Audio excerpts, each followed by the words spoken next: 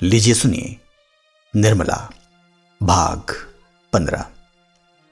निर्मला ने बिगड़ कर पूछा, इतनी देर कहां लगाई? सियाराम ने डिठाई से कहा, रास्ते में एक जगह सो गया था। ये तो मैं ना कहती, पर जानते हो क्या बज गए हैं? 10 कभी के बज गए। बाजार कुछ दूर भी तो नहीं है। कुछ दूर नहीं, दरवाजे ही पर तो है। सीधे से क्यों नहीं बोलते? ऐसा बिगड़ रहे हो जैसे मेरा ही कोई काम करने गए हो। तो आप व्यर्थ की बकवास क्यों करती हैं? लिया हुआ सौदा लौटाना क्या आसान काम है? बनिए से घंटों हुज्जत करनी पड़ी। मैं तो कहो एक बाबा जी ने कह सुनकर फिरवा दिया, नहीं तो किसी तरह ना फिरता। रास्ते में 1 मिनट भी कहीं नहीं रुका, सीधा चला आता हूं। निर्मला, घी के लिए गए तो तुम 11 बजे लौटे हो। लकड़ी के लिए जाओगे तो सांझ ही कर दोगे। तुम्हारे बाबूजी बिना खाए ही चले गए। तुम्हें इतनी देर लगाना था तो पहले ही क्यों ना कह दिया? जाते हो लकड़ी के लिए? सियाराम अब अपने को ना संभाल सका, झल्ला कर बोला, लकड़ी किसी और से मंगवाइए, मुझे स्कूल जाने की देर हो रही है। खाना ना खाओगे? ना खाऊंगा। मैं खाना बनाने को तैयार हूं, हां लकड़ी लाने नहीं जा सकती। भूंगी को क्यों नहीं भेजती? भूंगी का लाया सौदा क्या तुमने कभी देखा नहीं है? तो मैं तो इस वक्त ना जाऊंगा, फिर मुझे दोष ना देना। सियाराम कई दिनों से स्कूल नहीं गया था। बाजार हाट के मारे उसे किताबें देखने का समय ही न मिलता था। स्कूल जाकर झिड़कियां खाने, बेंच पर खड़े होने या ऊंची टोपी देने के सिवा और क्या मिलता? वह घर से किताबें लेकर चलता, पर शहर के बाहर जाकर किसी वृक्ष की छां में बैठा रहता या पलटनों की कवायद देखता। 3 बजे घर लौट आता। आज भी वह घर से चला, लेकिन बैठने में उसका जी न लगा। उस पर आंतें अलग जल रही थी। हां, अब उसे रोटियों के भी लाले पड़ गए। 10 बजे क्या खाना ना बन सकता था? माना कि बाबूजी चले गए थे, क्या मेरे लिए घर में 2-4 पैसे भी ना थे? अम्मा होती तो इस तरह बिना कुछ खाए पिए आने देती। मेरा अब कोई नहीं रहा। सियाराम का मन बाबाजी के दर्शनों के लिए व्याकुल हो उठा। उसने सोचा, इस वक्त वे कहां मिलेंगे, कहां चलकर देखूं? उनकी मनोहर वाणी, उनकी उत्साहप्रद सांत्वना उसके मन को खींचने लगी। उसने आतुर होकर कहा, मैं उनके साथ ही क्यों ना चला गया? घर पर मेरे लिए क्या रखा था? वह आज यहां से चला तो घर न जाकर सीधा घी वाले साहजी की दुकान पर गया। शायद बाबाजी से वहां मुलाकात हो जाए, पर वहां बाबाजी ना थे। बड़ी देर तक खड़ा खड़ा लौट आया। घर आकर बैठा ही था कि निर्मला ने आकर कहा, आज देर कहां लगाई? सवेरे खाना नहीं बना, क्या इस वक्त भी उपवास होगा? जाकर बाजार से कोई तरकारी लाओ। सियाराम ने झल्ला कर कहा, दिन भर का भूखा चला आता हूं, कुछ पानी पीने तक को नहीं लाई, ऊपर से बाजार जाने का हुक्म दे दिया। मैं नहीं जाता बाजार, किसी का नौकर नहीं हूं। आखिर रोटियां ही तो खिलाती हो या कुछ और?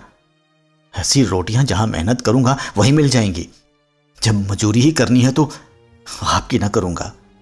जाइए, मेरे लिए खाना ना बनाइएगा। निर्मला अवाक रह गई। लड़के को आज ये क्या हो गया? और दिन तो चुपके से जाकर काम कर लाता था, आज क्यों त्योरियां बदल रहा है? अब भी उसको यह ना सूझे कि सियाराम को 2-4 पैसे कुछ खाने को दे दे। उसका स्वभाव इतना कृपण हो गया था। बोली, घर का काम करना तो मजूरी नहीं कहलाती। घर का काम करना तो मजूरी नहीं कहलाती। इसी तरह मैं भी कह दूं कि मैं खाना नहीं पकाती, तुम्हारे बाबूजी कह दे मैं कचहरी नहीं जाता, तो क्या हो बताओ? नहीं जाना चाहते मत जाओ, भूंगी से मंगा लूंगी। मैं क्या जानती थी कि तुम्हें बाजार जाना बुरा लगता है? नहीं तो बला से पैसे की चीज धेले की आती, तुम्हें ना भेजती। लो, हाथ से कान पकड़ती हूं। सियाराम दिल में कुछ लज्जित तो हुआ, पर बाजार न गया। उसका ध्यान बाबाजी की ओर लगा हुआ था।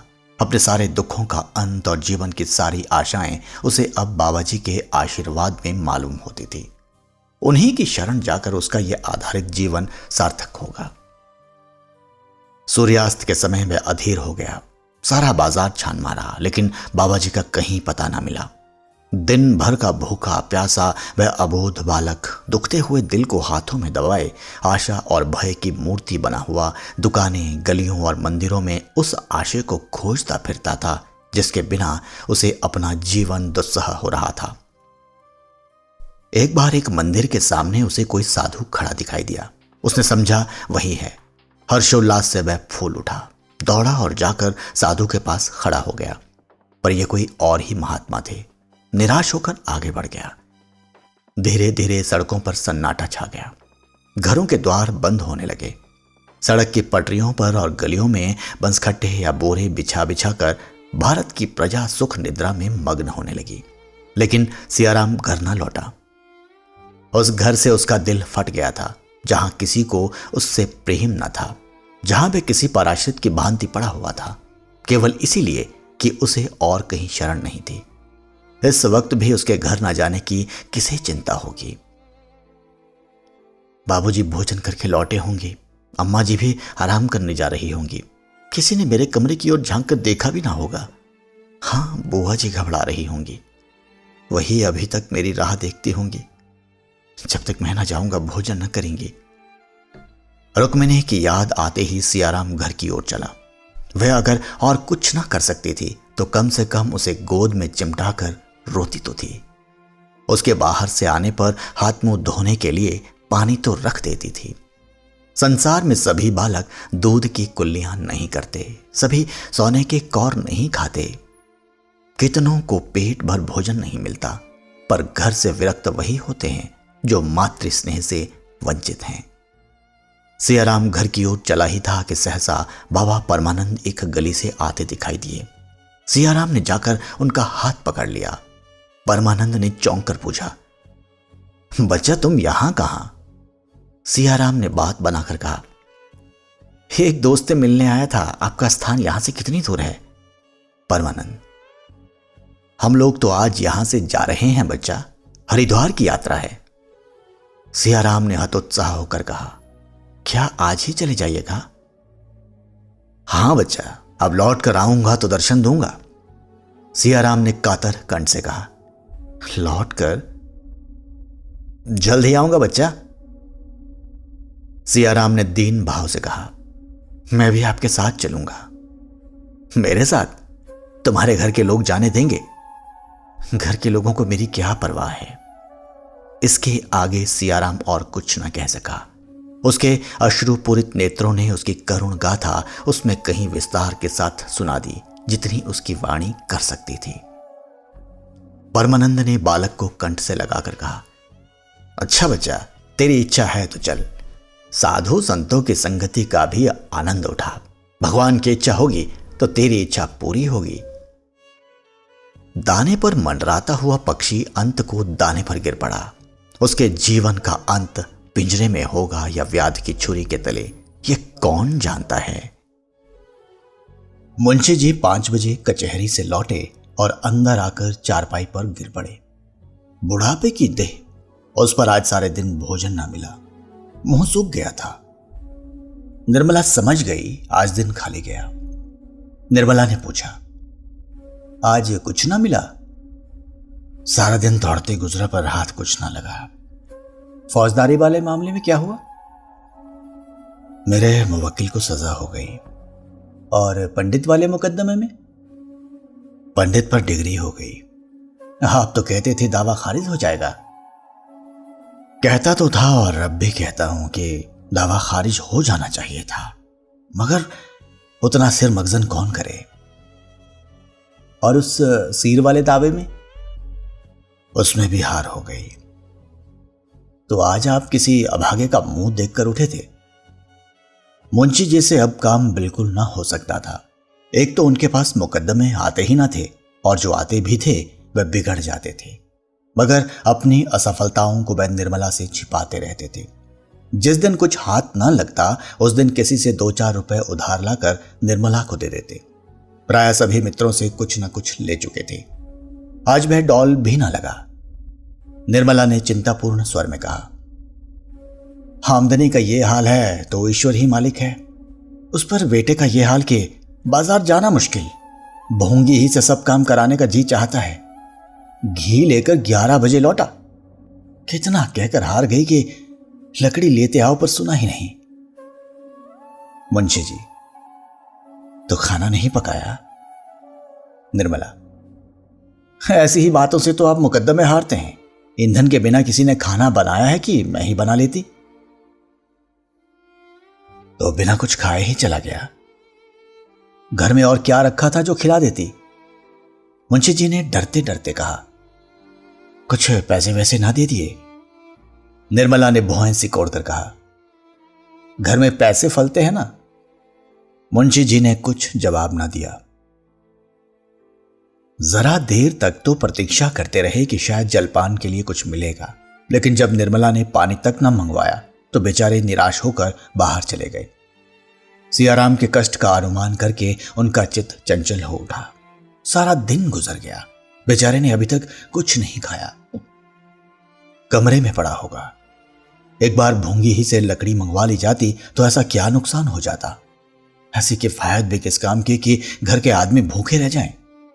अपना संदूकचा खोलकर टटोलने लगे कि शायद 2-4 आने पैसे मिल जाएं। उसके अंदर के सारे कागज निकाल डाले। एक एक खाना देखा, नीचे हाथ डालकर देखा, पर कुछ न मिला।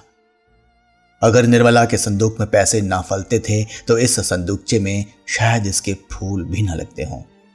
लेकिन संयोग ही कहिए कि कागजों को झाड़ते हुए एक चवन्नी गिर पड़ी। मारे हर्ष के मुंशी जी उछल पड़े। बड़ी बड़ी रकमें इसके पहले कमा चुके थे, पर यह चवन्नी पाकर इस समय उन्हें जितना आह्लाद हुआ उतना पहले कभी ना हुआ था। चवन्नी हाथ में लिए हुए सियाराम के कमरे के सामने आकर पुकारा। कोई जवाब ना मिला। तब कमरे में जाकर देखा, सियाराम का कहीं पता नहीं। क्या अभी स्कूल से नहीं लौटा? मन में यह प्रश्न उठते ही मुंशी जी ने अंदर जाकर भोंगी से पूछा। मालूम हुआ कि स्कूल से लौट आए। मुंशी जी ने पूछा, कुछ पानी पिया है? भोंगी ने कुछ जवाब न दिया। नाक सिकोड़कर मुंह फेरे हुए चली गई। मुंशी जी आहिस्ता आहिस्ता आकर अपने कमरे में बैठ गए। आज पहली बार उन्हें निर्मला पर क्रोध आया, लेकिन एक ही क्षण में क्रोध का आघात अपने ऊपर होने लगा। उस अंधेरे कमरे में फर्श पर लेटे हुए वे अपने को पुत्र की ओर से इतने उदासीन हो जाने पर धिक्कारने लगे। दिन भर के थके थे, थोड़ी ही देर में उन्हें नींद आ गई। भोंगी ने आकर पुकारा, बाबूजी रसोई तैयार है। मुंशी जी चौंक कर उठ बैठे। कमरे में लैंप जल रहा था। पूछा, क्या बज गए भोंगी? मुझे तो नींद आ गई थी।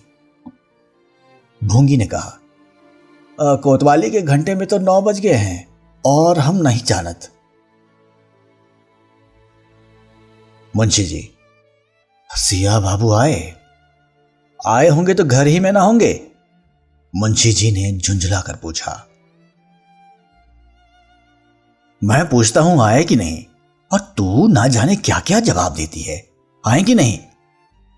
भोंगी, मैंने तो नहीं देखा, झूठ कैसे कह दूं? मुंशी जी फिर लेट गए और बोले, उनको आ जाने दे, तब चलता हूं। आधे घंटे तक द्वार की ओर आंख लगाए मुंशी जी लेटे रहे। तब वह उठकर बाहर आए और दाहिने हाथ कोई 2 फरलांग तक चले। तब लौटकर द्वार पर आए और पूछा, सिया बाबू आ गए? अंदर से जवाब आया, अभी नहीं। मुंशी जी फिर बाईं ओर चले और गली के नुक्कड़ तक गए। सियाराम कहीं ना दिखाई दिया। वहां से फिर घर लौटे और द्वार पर खड़े होकर पूछा, सिया बाबू आ गए? अंदर से जवाब मिला, नहीं। कोतवाली के घंटे में 10 बजने लगे। मुंशी जी बड़े वेग से कंपनी बाग की तरफ चले। सोचने लगे शायद वहां घूमने गया हो और घास पर लेटे लेटे नींद आ गई हो। बाग में पहुंचकर उन्होंने हर एक बेंच को देखा। चारों तरफ घूमे। बहुत से आदमी घास पर पड़े हुए थे, पर सियाराम का निशान न था। उन्होंने सियाराम का नाम लिखकर जोर से पुकारा, पर कहीं से आवाज ना आई। ख्याल आया शायद स्कूल में कोई तमाशा हो रहा हो। स्कूल 1 मील से कुछ ज्यादा ही था। स्कूल की तरफ चले, पर आधे रास्ते ही से लौट पड़े। बाजार बंद हो गया था। स्कूल में इतनी रात तक तमाशा नहीं हो सकता। अब की उन्हें आशा हो रही थी कि सियाराम लौट आया होगा। द्वार पर आकर उन्होंने पुकारा, सिया बाबू आए? किवाड़ बंद थे, कोई आवाज ना आई। फिर जोर से पुकारा। भोंगी किवाड़ खोलकर बोली, अभी तो नहीं आए। मुंशी जी ने धीरे से भोंगी को अपने पास बुलाया और करुण स्वर में बोले, तू तो घर की सब बात जानती है, पता आज क्या हुआ था? भोंगी, बाबूजी झूठ न बोलूंगी। मालिकिन छुड़ा देंगी और क्या। दूसरे का लड़का इस तरह नहीं रखा जाता। जहां कोई काम हुआ बस बाजार भेज दिया। दिन भर बाजार दौड़ते बीतता था। आज लकड़ी लाने ना गए तो चूल्हा ही न जला। कहो तो मुंह फुलावे, जब आप ही नहीं देखते तो दूसरा कौन देखेगा। चलिए भोजन कर लीजिए, बहू जी कब से बैठी हैं। मुंशी जी कहते इस वक्त न खाएंगे। मुंशी जी फिर अपने कमरे में चले गए और एक लंबी सांस ली। वेदना से भरे हुए ये शब्द उनके मुंह से निकल पड़े, ईश्वर, क्या अभी दंड पूरा नहीं हुआ? क्या इस अंधे की लकड़ी को भी हाथ से छीन लोगे? निर्मला ने आकर कहा, आज सियाराम अभी तक नहीं आए। कहती रही कि खाना बनाए देती हूं, खा लो, मगर न जाने कब उठकर चल दिए, न जाने कहां घूम रहे हैं। बात तो सुनते ही नहीं। अब कब तक उनकी राह देखा करूं? आप चलकर खा लीजिए, उनके लिए खाना उठाकर रख दूंगी। मुंशी जी ने निर्मला की ओर कठोर नेत्रों से देखकर कहा, अभी क्या बजे होंगे? क्या जाने, शायद 10 बजे होंगे। जी नहीं, 12 बजे हैं। 12 बज गए? इतनी देर तो कभी ना करते थे। अब कब तक उनकी राह देखोगे? दोपहर को भी तो कुछ नहीं खाया था। ऐसा सैलानी लड़का मैंने नहीं देखा। मुंशी जी, ये तुम्हें बहुत दिक्कत करता है, क्यों? देखिए ना, इतनी रात गई और घर की सुध ही नहीं। शायद यह आखिरी शरारत हो। कैसी बातें मुंह से निकालते हैं? जाएंगे कहां? किसी यार दोस्त के घर पड़ रहे होंगे। शायद ऐसा ही हो। ईश्वर करे ऐसा ही हो। सवेरे आवे तो जरा तंबीह कीजिएगा। खूब अच्छी तरह करूंगा। चलिए खा लीजिए, देर बहुत हुई। सवेरे उसकी तंबीह करके खाऊंगा। कहीं ना आया तो तुम्हें ऐसा ईमानदार नौकर कहां मिलेगा। निर्मला ने ऐंठ कर कहा, तो क्या मैंने भगा दिया? मुंशी जी, नहीं, ये कौन कहता है? तुम उसे क्यों भगाने लगी? तुम्हारा तो काम करता था। शामत आ गई होगी। निर्मला ने और कुछ नहीं कहा। बात बढ़ जाने का भय था। भीतर चली गई। सोने को भी न कहा। जरा देर में भोंगी ने अंदर से किवाड़ भी बंद कर दिए। क्या मुंशी जी को नींद आ सकती थी? 3 लड़कों में केवल एक बच रहा था। वह हाथ से निकल गया तो फिर जीवन में अंधकार के सिवा और क्या है? कोई नाम लेने वाला भी ना रहेगा। हाँ, कैसे कैसे रत्न हाथ से निकल गए। मुंशी जी की आंखों से यदि इस समय अश्रुधारा बह रही थी तो कोई आश्चर्य है? उस व्यापक पश्चाताप, उस सघन ग्लानि तिमिर में आशा की एक हल्की सी रेखा उन्हें संभाले हुए थी। जिस क्षण यह रेखा लुप्त हो जाएगी, कौन कह सकता है उन पर क्या बीतेगी? उनकी उस वेदना की कल्पना कौन कर सकता है?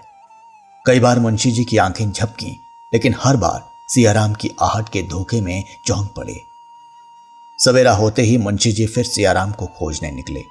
किसी से पूछते शर्म आती थी। किस मुंह से पूछें?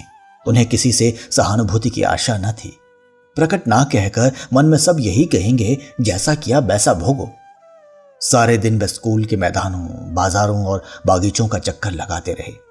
2 दिन निराहार रहने पर भी उन्हें इतनी शक्ति कैसे हुई, ये वही जाने। रात के 12 बजे मुंशी जी घर लौटे। दरवाजे पर लालटेन जल रही थी। निर्मला द्वार पर खड़ी थी। देखते ही बोले, कहा भी नहीं, न जाने कब चल दिए, कुछ पता चला? मुंशी जी ने आग्नेय नेत्रों से ताकते हुए कहा, हट जाओ सामने से, नहीं तो बुरा होगा। मैं आपे में नहीं हूं। यह तुम्हारी करनी है। तुम्हारे ही कारण आज मेरी यह दशा हो रही है। आज से 6 साल पहले क्या इस घर की यही दशा थी?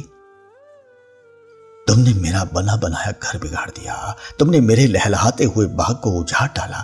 केवल एक ठूंठ रह गया है, उसका निशान मिटाकर तभी तुम्हें संतोष होगा। मैं अपना सर्वनाश करने के लिए तुम्हें अपने घर नहीं लाया था। सुखी जीवन को और भी सुखमय बनाना चाहता था। यह उसी का प्रायश्चित है। जो लड़के पान की तरह फेरे जाते थे, उन्हें मेरे जीते जी तुमने चाहकर समझ लिया, और मैं आंखों से सब कुछ देखते हुए भी अंधा बना बैठा रहा।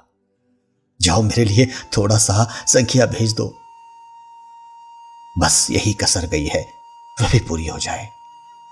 निर्मला ने रोते हुए कहा, मैं तो अभागिनी हूं ही, आप कहेंगे तब जानूंगी। न जाने ईश्वर ने मेरा जन्म क्यों दिया था, मगर ये आपने कैसे समझ लिया कि सियाराम अब आवेंगे ही नहीं। मुंशी जी ने अपने कमरे की ओर जाते हुए कहा, जलाओ मत, जाकर खुशियां मनाओ, तुम्हारी मनोकामना पूरी हो गई।